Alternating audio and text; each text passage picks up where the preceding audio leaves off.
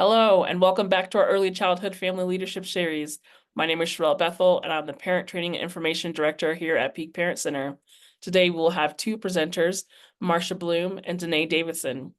Marcia Blum is a specialist for preschool special education at the Colorado Department of Education. She has worked in early childhood education for 40 years as a physical therapist, child find coordinator, and assistive technology specialist. Prior to bringing her expertise to the state, she supported leadership in an inclusive preschool program that provided high-quality learning opportunities for diverse families where every child had membership and belonging in their classroom. In her current role, Marcia provides technical assistance that promotes high-leverage practices in least restrictive environments for children in inclusive preschool settings in Colorado. Danae Davison is co-hosting this webinar and is one of our parent advisors here at Peak. She has 3 children, one with Lennox-Gastaut syndrome, who guides her passion for families and special education. We will hear from her in the second part of this presentation. This is the third session in the Early Childhood Family Leadership Series, digging into Colorado data.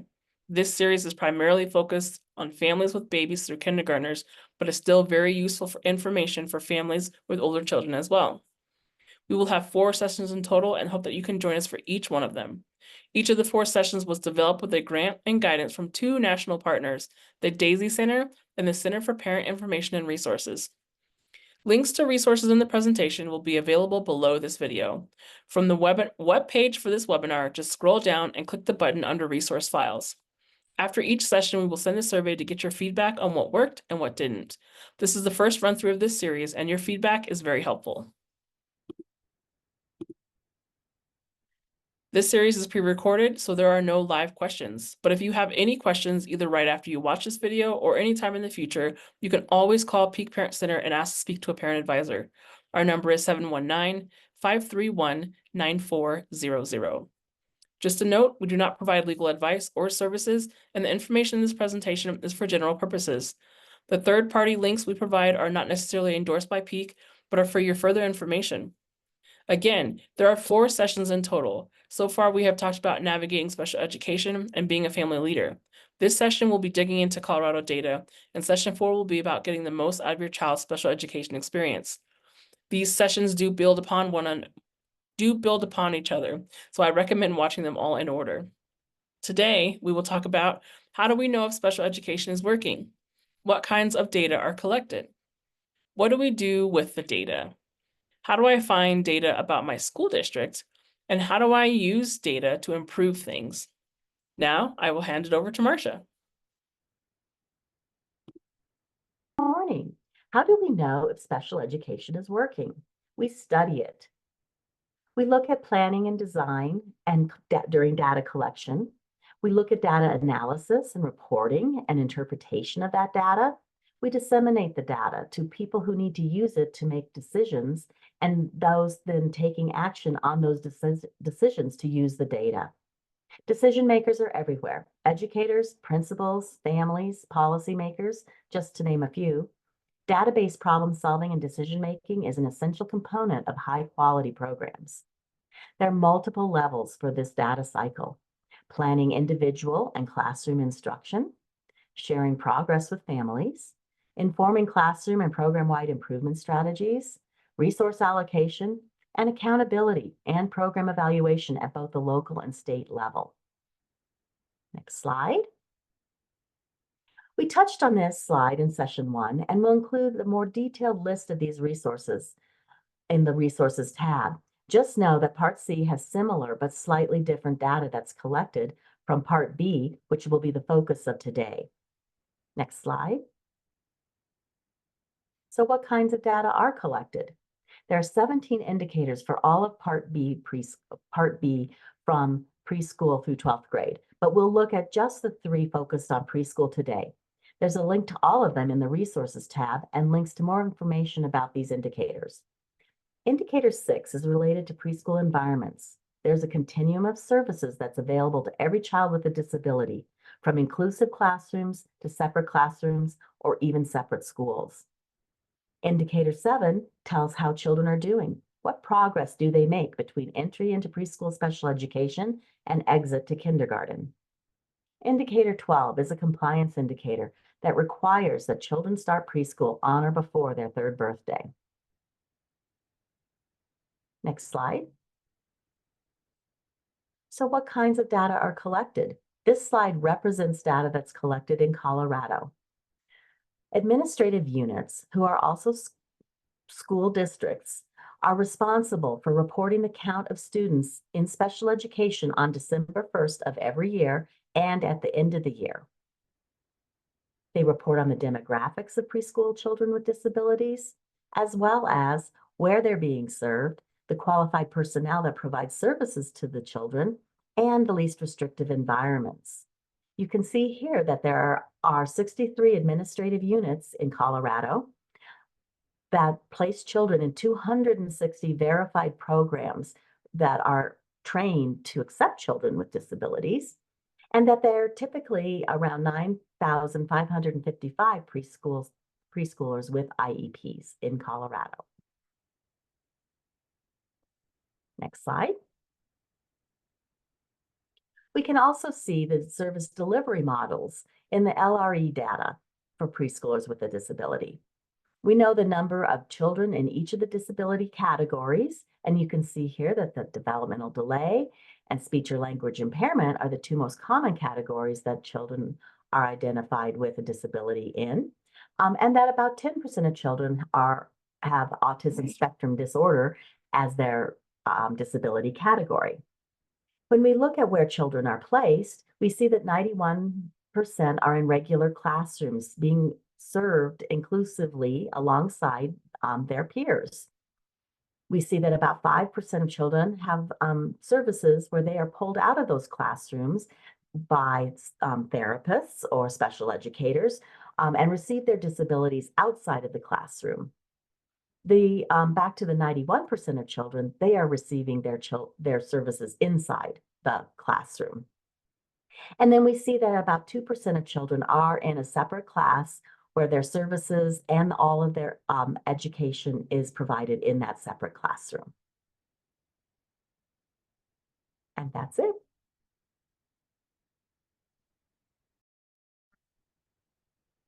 Thank you so much, Marcia. That was excellent. And yet again, another really kind and wonderful person from the state level who is happy to have parents reach out and be involved in this work. So I'm so glad you're able to join us today, Marcia.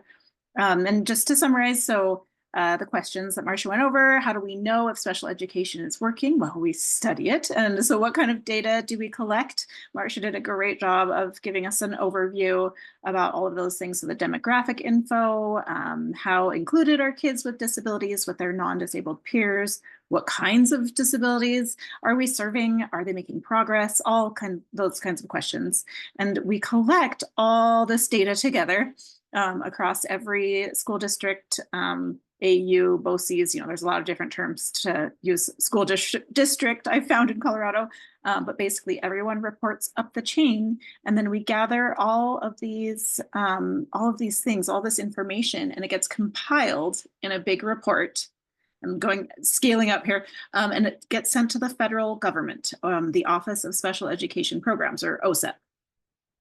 And this is not just like a one and done report. We want to use this data to improve everything in our state. And every state does this, reports up the chain to the federal level. That's my funny little graphic there. I hope that helps. I have to think about things in pictures. That's just how my brain works. So it's not a one and done report. We do all this work collecting it and compiling it and, summarizing it. And so what we need to do now is use it. So leveraging it for better services, more efficient spending, making sure it's fair for everyone. I don't know if you remember my talk from session 2 about, being on the edges of the S curve and, not being just designing everything for the bulk of the majority, but to make it fair for everyone, especially our kids in special education. And so we take all this data and we make a giant plan, and this is the SPP, the State Performance Plan, and it's for 6 years. So all this data, we make a 6-year plan, a massive 6-year plan, and it has the baseline data. That's the the information where we're at, and then the targets. Those are where we want to be in 6 years.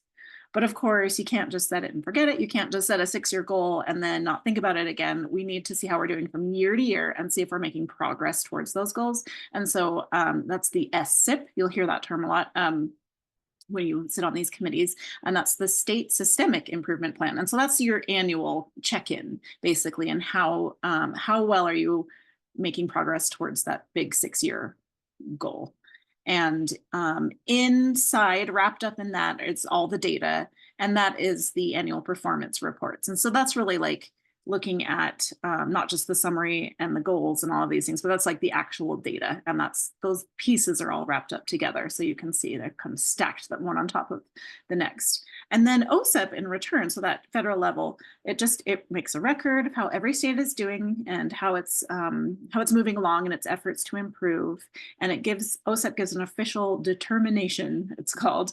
And this basically helps at the federal level them channel more or less support to states, just kind of gives an overview. Does the state need some assistance? Are they meeting requirements, or do they need an intervention? I love that term. Does the state need an intervention?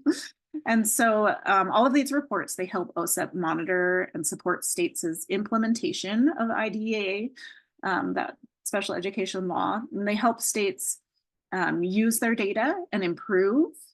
And also, at that federal level, they're able to see across states, are things, how is the overall thing going in all of the US, and how consistent are things across the US? Are there some states that are not as fair as others, or need more improvement in certain areas?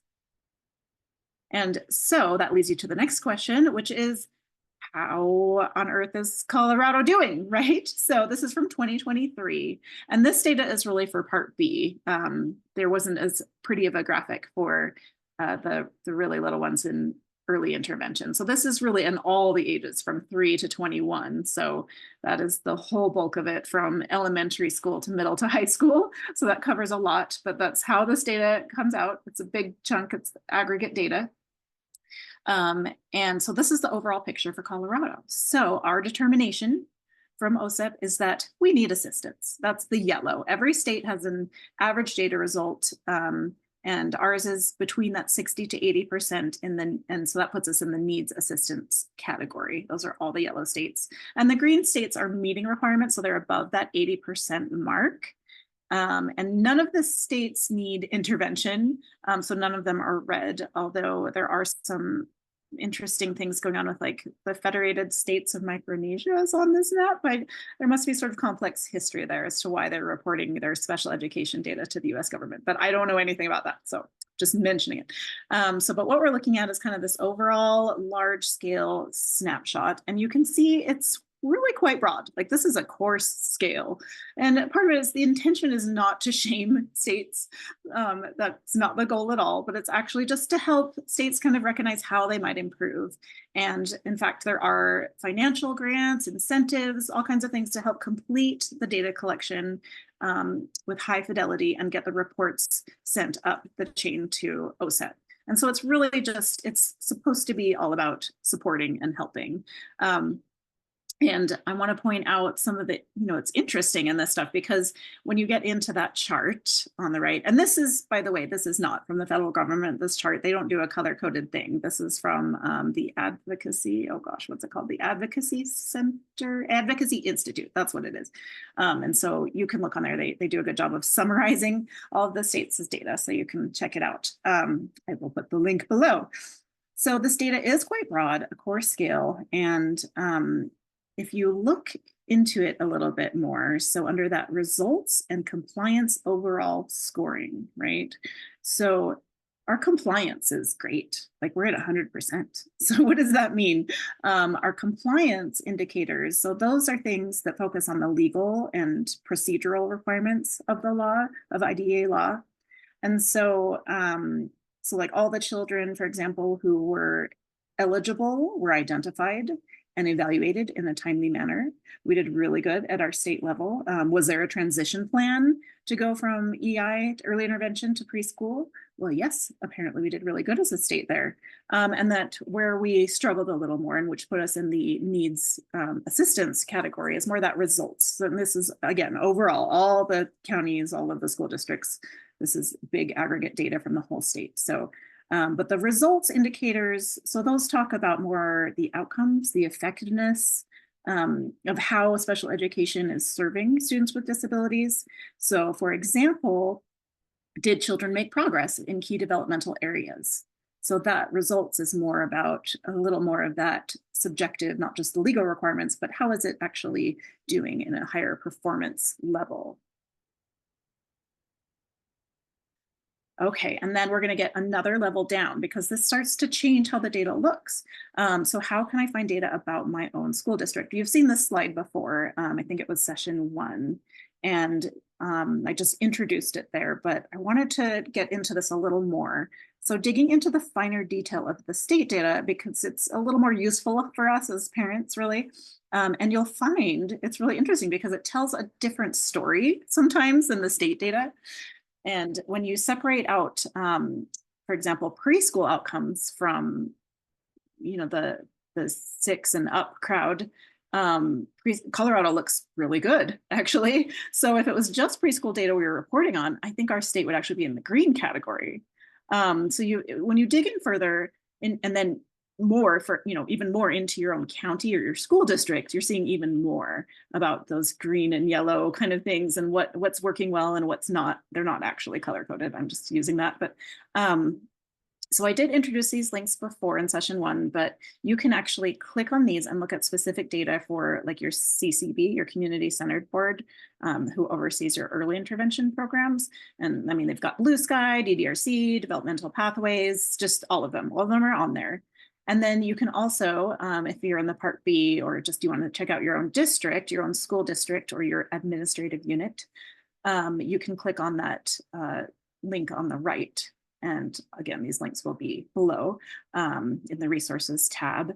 And, you know, they have just all the counties, Adams 12, Durango 9R, Pikes Peak, et cetera, et cetera, et cetera. They're all in there.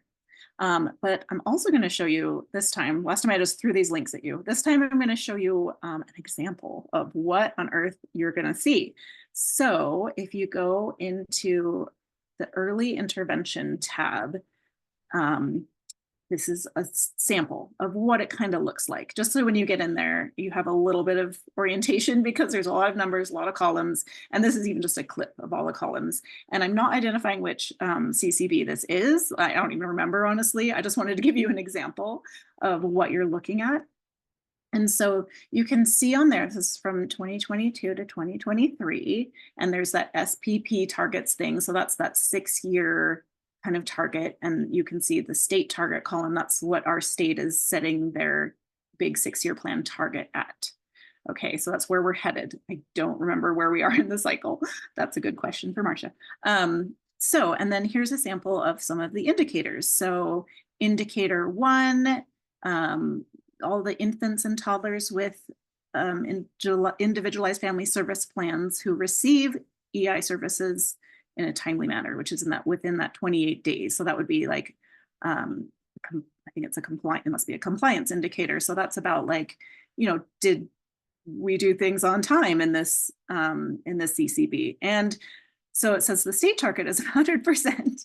So we really, you know, we need to get there. That's our goal in 6 years. And right now for this last 2023 year, it was 52%. So like a little more than half the kids got there in 28 days. So there's something going on there, obviously. You're like, oh, so if I live in this area, then, you know, it's not like, it's like 50-50, it's going to be on time, basically. So there's something to think about there. Like, you know, as you work with this group, like, how can we improve that? What's going on? And you just basically start asking a lot of questions. Like, is this because we don't have enough people? Is this because our phone system takes forever? Nobody's checking the messages, or, you know, like what you can kind of dig in as to the why at some point. And again, this is just an example, so I'm not trying to call anybody out. And then, going into that next indicator, do toddlers and infants receive services in home or community-based settings?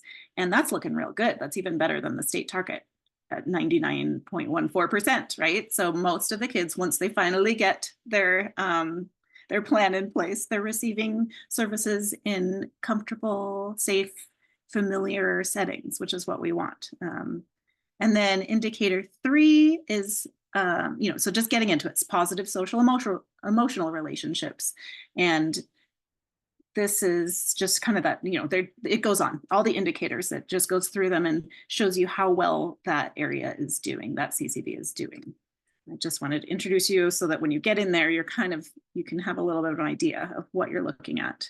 And then when you click the other one about school districts, administrative units, here's an example of Part B, and I'm focused on the 619, which is the preschool data part of things.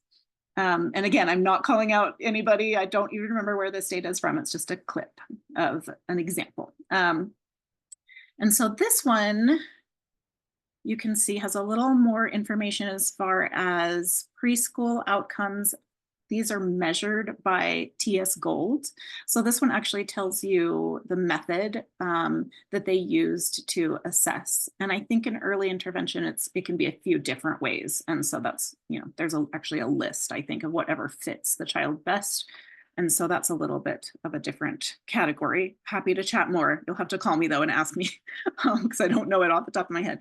But so the preschool data is measured by TS Gold in Colorado. And I'm using outcome 7 here, 7A, as an example. And it's about positive social emotional skills. And so if you look at the AU rate, that is the district we're looking at. That is the specific administrative unit or school district. And then the middle column, the state SPP target, again, right, that's that 6-year plan. That's what we're aiming for. And then the overall state performance, like how is this school district doing compared to the rest of the state, right? And it's all pretty, it's pretty close along here about for goals and state performance. Look, they're doing a little better than the overall state in that outcome 7A.1, basically. And just getting into this a little bit. So that number 1 point, of those preschool children who entered or exited the program below age expectations, this is about the percent who increased their rate of growth, substantially increased their rate of growth by the time they turned 6 or by the time they exited. Sometimes people move, is what that's about. And it says that basically 73.6% of those children had substantial improvement. Now, this does not mean that they are just at, the level of all of the other kids. This one means that they've improved. For wherever they are at, they've improved. And the second one is the percent of preschool children who were within those age ranges, like the more the non-disabled peers ranges, so that they're kind of like at that level. And so that is the percentage of kids that met the grade level expectations, kind of thing like that. Does that make sense? That one really threw me when I first learned about it. I thought, oh, that's smart, because, if my child, my little girl she was never going to be able to be at grade level. That just wasn't going to happen. It's not in the cards for us, but she did make a lot of improvement, right? So you want to measure both of those things so that you can see that there's more to it. And then just a note about the word outcomes. This will come up and I'll mention it again later, but outcomes are those goals from the overall program aims. So it's like, what is the outcome? What do we want to accomplish? And then indicators, because those get a little mixed up sometimes, the indicators are the metrics used to measure the progress towards the goals. So it's like, how will we know if we are achieving our goals? And then those baselines, the baseline is from the indicator, like how we are, that's the status. And then the target, that state SPP target, that's where you want to get to. So there's a few terms in there. I just wanted to make sure I mentioned those. And this is just stepping out a level. So all of indicator 7 data, and each of these things are studied and have information when you get into get into the links I sent.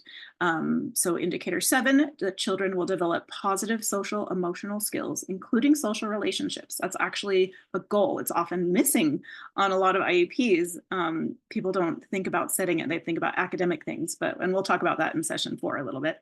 That children acquire and use knowledge and skills, including early language and communication and literacy, and also that children use appropriate behaviors to meet their needs, all about kind of independence and self-regulation and self-advocacy, being able to ask for what they need. And those are things that can be tied into your goals for your child, like your individual goals. And these are studied all the way up the chain, right? So for your school district, and then up for the state level, and then reported to OSEP, just so you can see the whole rainbow of it all. Okay. And then just a little review of terms, because I've thrown a few in here. Outcomes versus indicators. We have been talking about these concepts in the last few slides. I just want you to hear them again so that you feel really comfortable when you hear them in a meeting, and that you feel like you can ask questions around them, so that you have this background. And so I just wanted to mention them again. Okay, so outcomes and indicators, I've heard them used a lot interchangeably, so I really had to look this up and try to identify. And it's kind of what you expect. So outcomes are going to be the end result or the impact of the program. And then those indicators are going to be the measurable data that provides evidence of progressing towards an outcome. And you kind of want to set the same things as I say this a lot for IEP goals. Like you want things to be achievable, but also ambitious, right? So you're hoping that those indicators will be moving forward and reaching, improved goals, improved outcomes. So those two, and don't worry too much about it. But basically, when you hear those, they're related to each other. And I do hear them, like I said, used interchangeably sometimes. Okay, and then compliance indicators versus results indicators. And this is, so compliance indicators focus on those legal and procedural requirements. And so some of the indicators we study are the compliance ones. And as we looked at earlier, Colorado does really well with all the compliance things at the state level. And then the results indicators are focusing on the effectiveness and the outcomes of services generally. So are kids improving? So they're a little more subjective in a way, but not, because they are studied with specific things, but it's more about kind of those larger results. And then aggregate data versus disaggregate data. So that overview of all of Colorado, that's like everybody, everything, aggregate data, all put together. And then you get down to the next level, you break it apart a little bit, break it apart by school district, break it apart, as Marcia was saying earlier, by race, by disability. That's disaggregate data. So you're starting to take it apart and look closer. And both kinds of data have their uses. We need them both. Aggregate data provides a broad overview, and that can help set an overall state target, state goals. But when you break it down, you kind of look more within specific needs in the subgroups of the students. Rural areas might need focus with something different than metro areas, right? So that's that disaggregate data, chopping it up into smaller bits so you can really focus in and set your targets on what is going to fit with the local area, or things like different disabilities. So your aggregate baseline might be, let's say 70% of all preschool children make progress in acquisition use of knowledge and skills. Let's say there's, that looks pretty good at the big aggregate level. But then when you break it down, what if you see that like only 45% of children with speech or language impairments are making progress? You're like, well, that's funny, compared to all their other peers, all the other disability identifications. So you're like, what's going on with speech and language? And so you might make a target specific to that to improve by a certain percentage, or try to catch up with the other categories. And so that might mean that you need to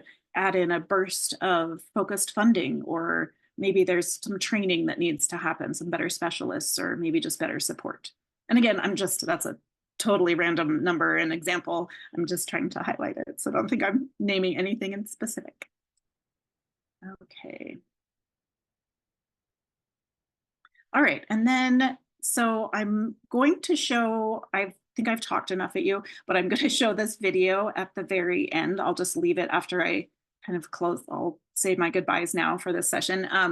But I wanted to say, so there's this look, think, act approach, and it's often used in government work, or it's one of the things that's shared a lot about how to use data.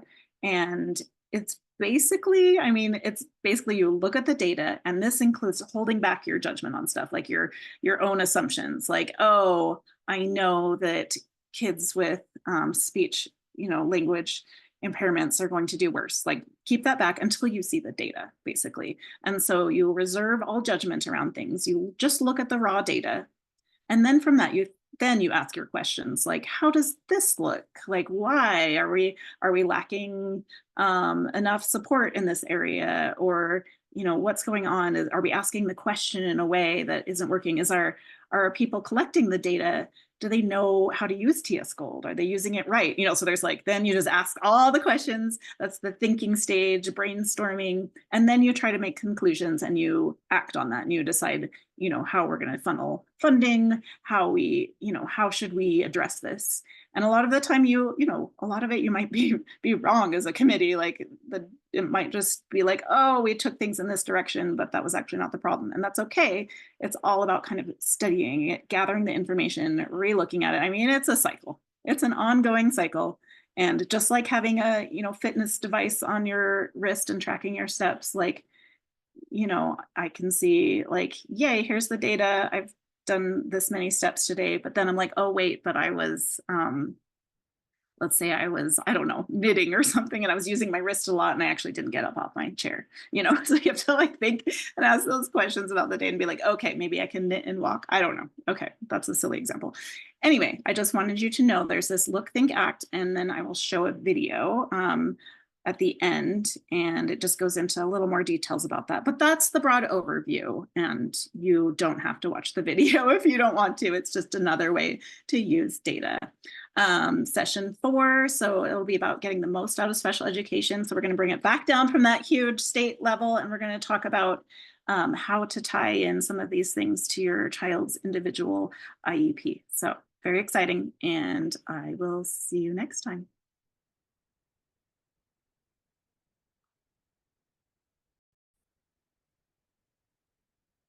Welcome to this learning module on using data to improve your early intervention or early childhood special education program. In this module, you will learn about look, think, act, a simple process for examining and acting on your data. Why should you use look, think, act? Consider the time and resources it takes to collect and report required data. Does all this effort lead to making your program stronger? Or are you not sure what to do with all that data? Are you or your colleagues committed to answering questions you have about your program, but not completely comfortable using data to act? Look, think, act can help. And best of all, you don't need to be a data expert to get started. Look, think, act is a process that helps people engage with data and then use data to make program improvements. It works best when teams of people with different perspectives look at data and together figure out what it means. But team members often have different levels of comfort with looking at data.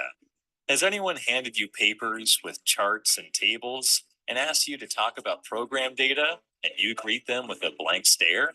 Or have you gathered a group of people to review your program and everyone goes silent when you show the data? Look, think, act helps get everyone actively involved with the data by providing a structure to look at and reflect on data together.